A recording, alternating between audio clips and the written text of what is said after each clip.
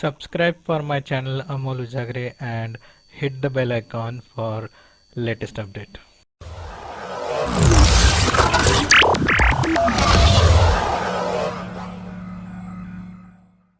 So let's start discussing about the wrapper classes. In that, we will see primitive data types first. Primitive data types.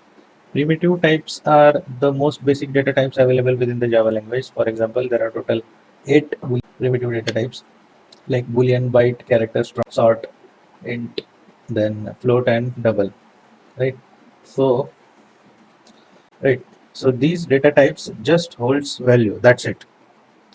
They don't have any internal framework or any internal functionalities, just like string not only holds the values but also they can do some operation with the help of some built-in functions.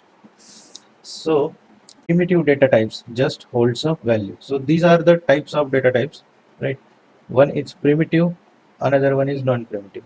In primitive, again, there are few types like boolean, character and numeric.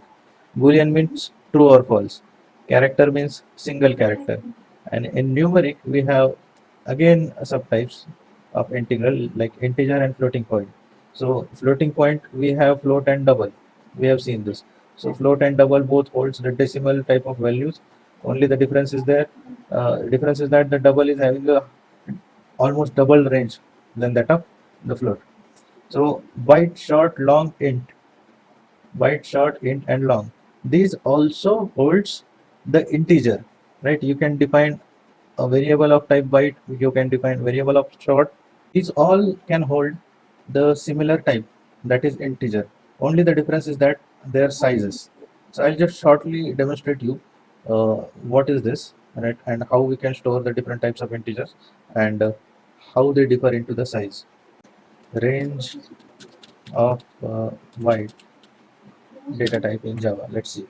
So the range of byte data type is 128 to 127, minus 128 to 127. It means that you can store right from minus 128 to 127 numbers, right? Not more than that or less than this. So public static void main, let's say, just like you define int a type of variable, similarly you can define byte b, right? And you can store any number into it, right? So as it says, its range is minus 127 to 128. So if I try to store minus 128, minus 128 is allowed, I think. Minus 128 is the starting range. If you try to put 129, minus 129, it started giving me error. It says incompatible type because this is quite a bigger number and this cannot be stored into byte. You may store it into an int, right? This is not of a type byte. Similarly, if I store 127 here, there is no issue. If I try to store a number greater than 127, this is incompatible type, right? So this is the byte. Then just see the range of byte. Then what is there? Byte. Then we have short, short, short. Short we have quite a long range, minus 32,768. So if I define a short, let's say s, and s is equal to this number, then it is fine. If you try to store the more value, you cannot store into it, right? Right. So next is int. So what is the range of int? Let us see. The range of int is 4 bytes, means this much, right? This is quite a long number, but it has also a limit. So if you have int, we already have defined int a is equal to, let's suppose, if I store this. So again, this is not allowed. Integer number is too large. Up to 7, it is fine, right?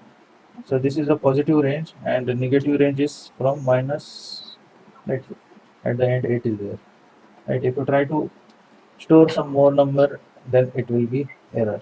So in short, all these four data types are of integer type, not a decimal kind of number I cannot store into it, right? Even though it is in the same range, we cannot store the decimal type of number into it, right? So these four are the integral types of data types, right? And float and doubles we have seen so many times, right?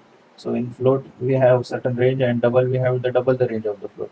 So all these data types are not inclusive this primitive data types, right? So primitive data types is are the data types which are lightweight and holds value, that's it, right? Whereas non-primitive data types that include string, array, or any of your object, we call them non-primitive because they not only hold the value, but they have their internal methods. Like string we have different methods, arrays we have different methods, and in other objects we can have methods in a class. So non-primitive data types not only holds the values, but they have internal methods to do some operation on those data types. Okay, so now why we are learning this primitive data types? So on a similar note, we have primitive on this primitive hierarchy, we have non-primitive data types as well, right? So as we have seen, there are 8 non-primitive data types like byte, long, short, integer, float, double, character, boolean. On similar note, have classes of these data types, right? Like byte, short, long, integer, float, double, character, boolean, and we call them as a wrapper class, right? So Java is an object-oriented programming language. So we need to deal with objects many times like collections, and the wrapper class in the Java provides the mechanism to convert primitive into object and object into primitive, right?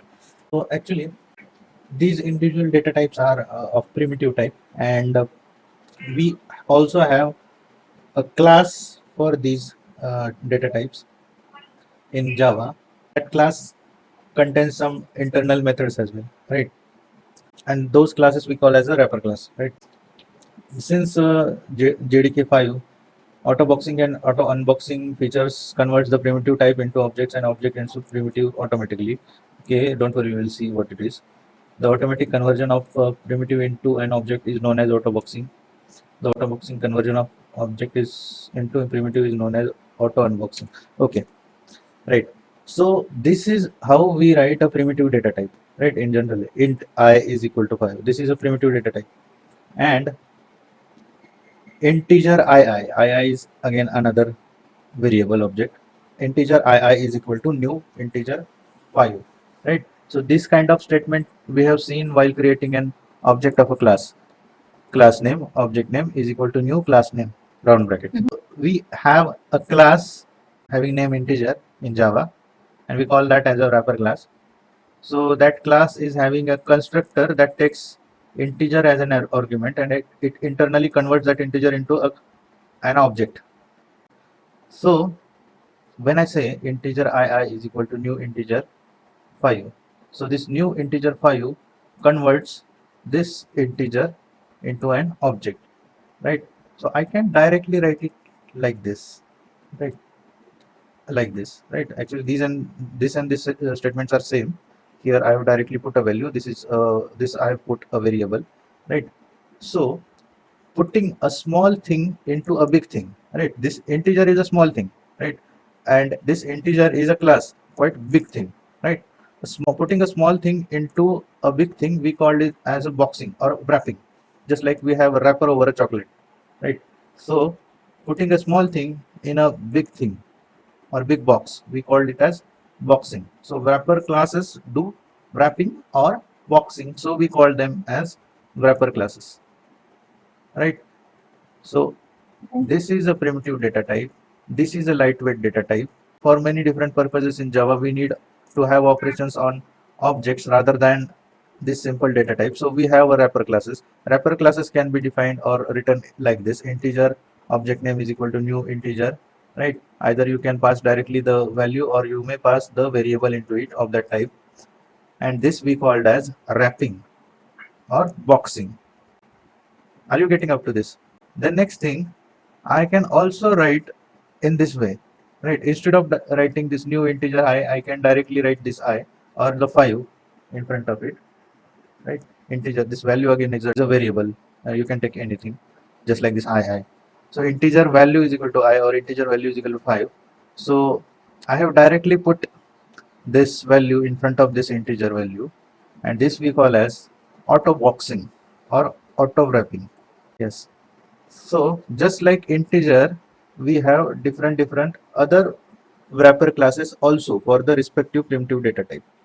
Like for boolean we have boolean, character we have character, byte we have byte, short we have short, int we have integer, long we have long, full float we have float, double we have double. So if you have observed, all the data types are almost similar here, right? Only they have started with a capital letter. And you see this char we have character in a wrapper class, int we have integer in a wrapper class, right? So rest of the data types are same, right? Except this int and char. For char we have character and for int we have integer. So these are the wrapper classes. So like this you can try for the others. So so this was a boxing or a wrapping. And in short, what I have told you, putting a small thing into a big box is a boxing. Now, we can also do the reverse way, right? We can also assign non-primitive type of value to primitive type, right? Here what we have done, we have assigned a primitive type of value, primitive data type value to non-primitive data type, right? These wrapper classes are non-primitive. These are primitive. So what we have done here, we have assigned the primitive data type to non-primitive data type. So we can also do it in a reverse way as well. Like we can assign these non-primitive data types to primitive, like this. If suppose we have this I variable and this is of non-primitive data type, right? So we can convert this like this into the primitive int value, as this is of type integer, I dot int value.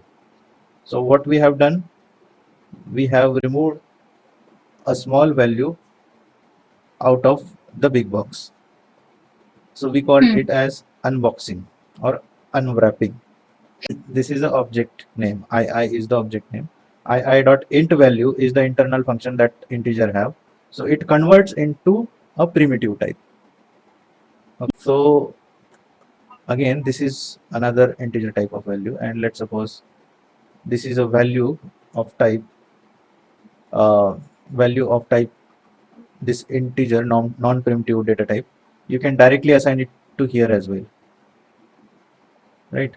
So better I will write in this way, int k is equal to I. You can directly write like this, so that you will have direct reference to it. Int k is equal to, directly you can write I. So instead of using this I dot int value, this can be also written, right? And this we call as auto unboxing or auto unwrapping. Okay. So primitive and non-primitive data types. Okay, we'll see this. So this is these are the wrapper classes, right?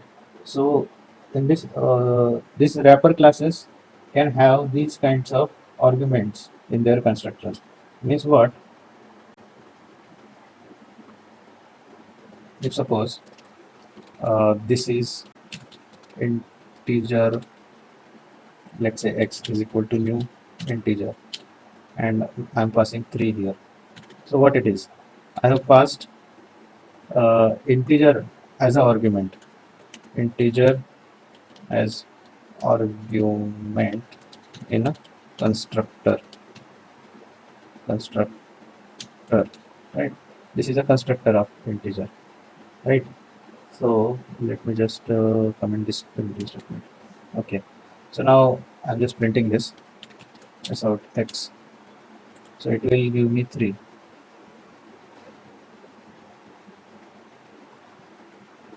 Okay, but I can also put this 3 like this, right?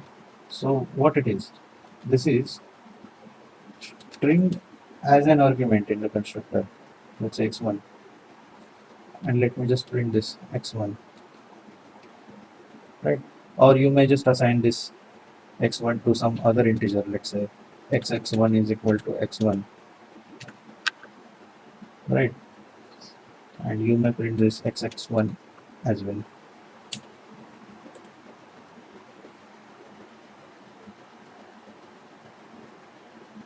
See, this was because of this and this 3 3, right?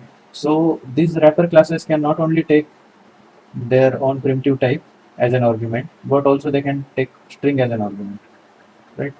But in that string, there should be that particular number only or that particular value only. If you try to write like this ABC, there will be runtime error like this number format exception. This is not a correct number, so you have to write number only here,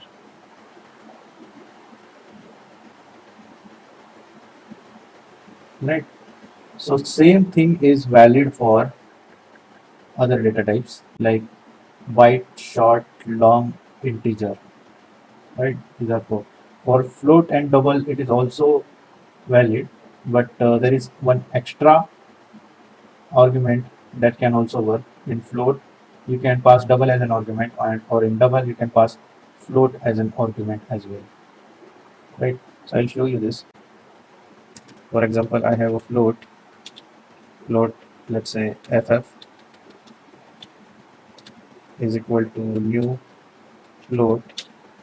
I can have float type of value. This is actually a float type of value as an argument, or I can have this inside a string, right? This will also work. ff1, I say, okay, this will also work. And again, I can write ff2. Uh, this is a double type of value. I'm not putting f over here is a double type of value. So here we have taken float as an argument in a constructor, float as an argument in a constructor. Here we have taken string as an argument in a constructor. Here we have taken double as an argument in the constructor. So this is for float. On similar note, we have double, let's say d dd1 is equal to new double. Let's suppose this is 111. This is a 111.34. This is a double as an argument. You can also write this. Let's see dd2, and you put a quotes over here,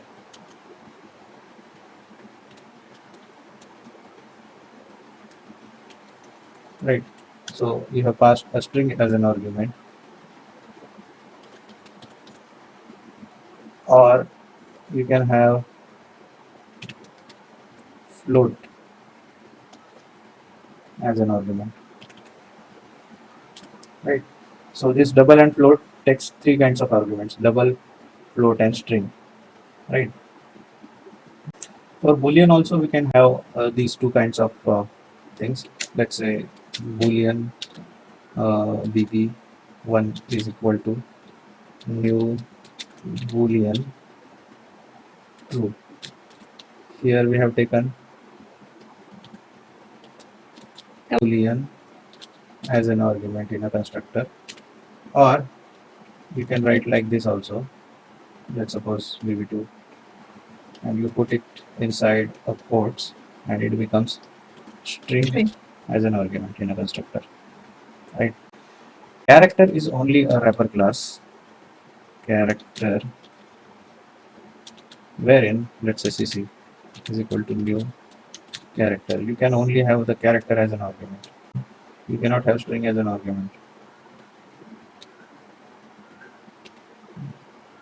Character as an argument. Let's try to put string as an argument in a character will not work, right? If you try to put a string over here, it will give error here itself, right? So this is not allowed.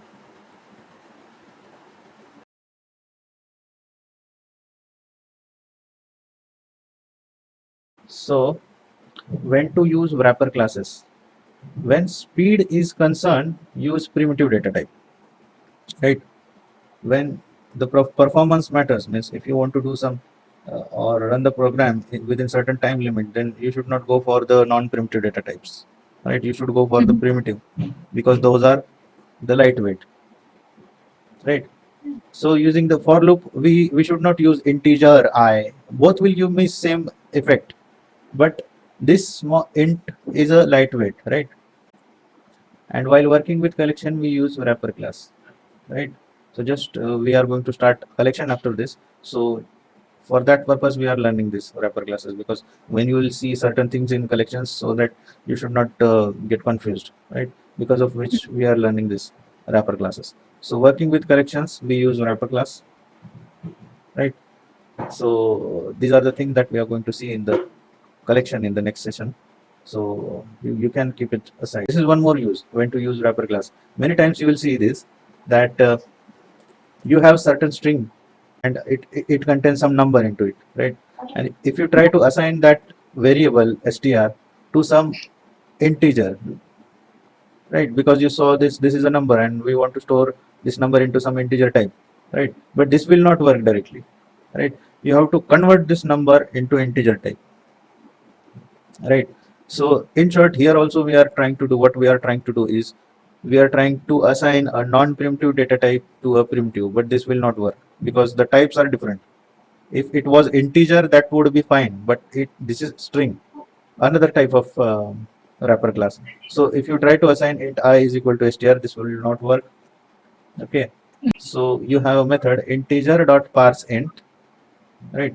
Integer dot parse int, and pass this str into it, so that this will be converted into an integer type, and that you can assign to I. Okay, similarly you can do it for the float and double. We have float dot flow parse float, double dot parse double, like this. We will just try these programs. Suppose we have this class, and the first program was like this: int let's say I is equal to 5, and we have integer. This is a class. Let's say integer I is equal to new integer. Either you may write this 5, or I'll create another variable I2, and you may pass this I like this. So both the way you can do it. So if you want to convert, let's suppose this I, you have this, right, into some primitive data type. Let's say int a is equal to, so what I've told you, I dot value, int value, right? So this will be converted, or you can write like this as well: a is equal to I. This will also work, right? So this we call as boxing or wrapping, and this we called as unboxing or unwrapping, right? So as I said, you can directly give the primitive value to non-primitive data types. This we called as auto boxing or auto wrapping, auto wrapping. And similarly, you can directly give non-primitive value to a primitive data type, and we call this as auto unboxing or auto unwrapping, right? So this was the only one example we have in our slide. We will try with some another data types. Let's say double.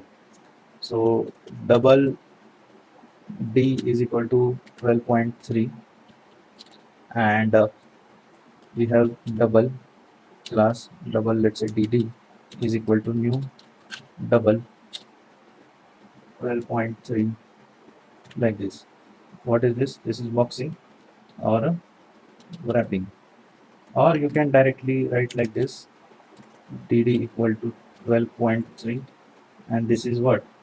This is auto boxing or auto wrapping.